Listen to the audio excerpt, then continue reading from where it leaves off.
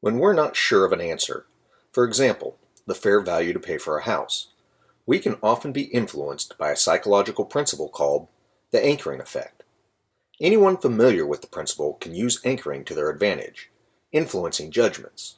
For example, a real estate agent can take a client to a mediocre home with a list price well above what the home is worth. This inflated price becomes the psychological anchor. The agent then takes the client to another home that the agent really wants to sell.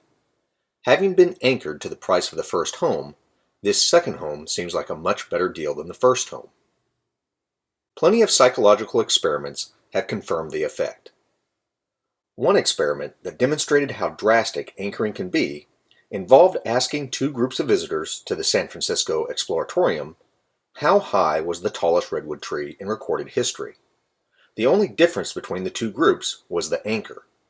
One group was anchored with an estimate of 1,200 feet, while the other group was provided an estimate of 180 feet. The anchor was shown to have a significant effect, with the first group guessing the tallest redwood was 844 feet tall, and the other group estimating 282 feet. Surprisingly, in many experiments, even when participants were well aware the anchor was false or an irrelevant piece of information, results still showed the anchor had a significant impact.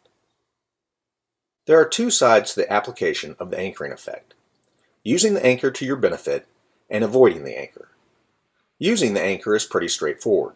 Similar to the sales agent, you can use anchors by either asking for well above what you want, as in a salary negotiation, or when making a major purchase, you can offer well below what you are willing to pay. The trick is being the first to establish the anchor. The more difficult side to application is avoiding the effect. The only way to really avoid anchoring is awareness, being able to catch when you might be influenced by an anchor. While certainly you can use anchoring for smaller issues, like negotiating a cheaper cab fare, for day-to-day decisions it is probably not worth worrying about. For major decisions, take some extra time to consider the possible anchors that might be influencing your decision. Try to start with a clean slate.